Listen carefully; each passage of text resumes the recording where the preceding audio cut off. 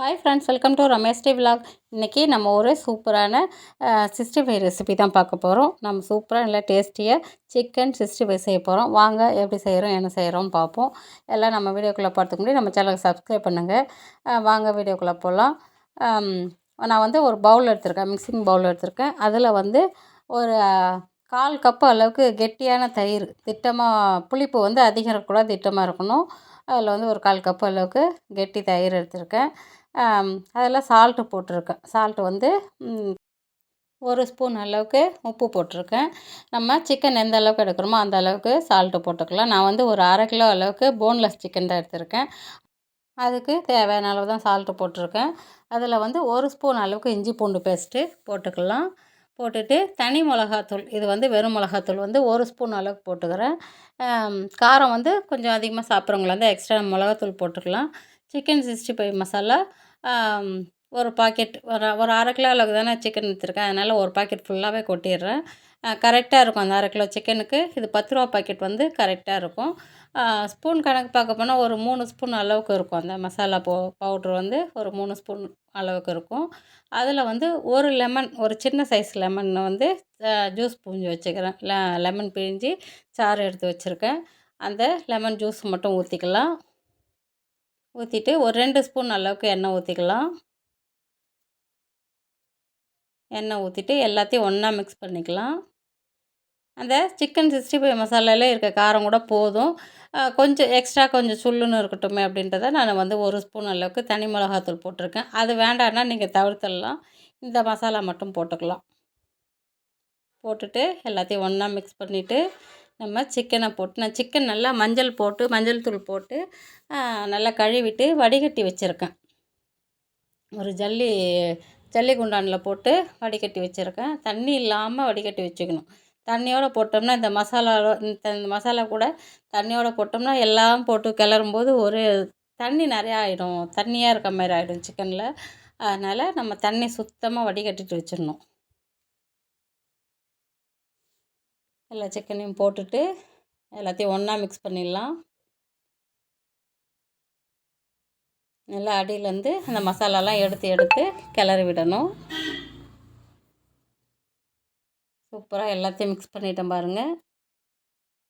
நல்லா ஒரே ஈவனாக நல்லா கிளறி விட்டுட்டு மேலே தட்டு போட்டு மூடி நம்ம ஃப்ரிட்ஜில் வச்சுக்கணும். ஃப்ரிட்ஜில் வச்சு நல்லா 1 மணி நேரம் 1.5 மணி நேரம் ஊறினா கூட தப்பு இல்லை. அப்படி டைம் இல்லையா, ஒரு 1 மணி நேரம் ஊற வச்சுக்கோங்க. நம்ம நல்லா அந்த உப்பு, காரம், மசாலா எல்லாம் வந்து அந்த சிக்கனில் இறங்கி நல்லா சூப்பராக இருக்கும். சாப்பிட்றதுக்கு நல்லா ஜூஸியாக இருக்கும். அப்படியே மேலே பிளேட் போட்டு மூடிட்டு ஃப்ரிட்ஜில் எடுத்து வச்சிடலாம். ஒரு 1 மணி நேரம் கழித்து எடுத்து நம்ம எண்ணெயில் போட்டு சூப்பராக பொரிச்சிக்கலாம். நான் வந்து கடாயில் எண்ணெய் ஊற்றி ஸ்டவ்வில் வச்சுருக்கேன். சூப்பராக சிக்கன் ஊறிடுச்சு பாருங்கள். நல்லா 1 மணி நேரத்துக்கு மேலே கூட நான் விட்டுட்டேன். அப்படியே ஃப்ரிட்ஜில் ஊறட்டும்னு விட்டுட்டேன். நான் எல்லாத்தையும் மறுபடியும் நம்ம அடியிலேருந்து நல்லா கிளறி விட்டு அப்புறமா தான் எண்ணெயில் போடணும். அப்படியே மேலோடு எடுத்து போட்டுறாதீங்க. ஊற வச்சதுக்கப்புறமும் நல்லா அடியிலேருந்து ஒன்றா ஒரு ஈவனாக கிளறி விட்டுட்டு ஒன்றா எடுத்து நம்ம எண்ணெயில் போட்டு பொரிச்சிக்கலாம். நான் வந்து எக்ஸ்ட்ரா இதில் வந்து அரிசி மாவு, கார்ன்ஃப்ளவர் மாவு எதுவுமே போடலை. ஏன்னா 65 மசாலா போட்டோம் இல்லைங்களா, அதிலே வந்து கலந்துருக்கும், அரிசி மாவுலாம் கலந்துருக்கும். அதனால தான் நான் எக்ஸ்ட்ரா எதுவும் போடலை. நமக்கு அதுவே வந்து ஒட்டாமல் வரும். நம்ம போட்ட உடனே கரண்டி போட்டு திருப்பி போடக்கூடாது. கொஞ்சம் நேரம் அப்படியே விட்டுட்டு வேகட்டும்னு விட்டுட்டு அப்புறமா தான் ஜல்லிகண்டியில் திருப்பி விடணும்.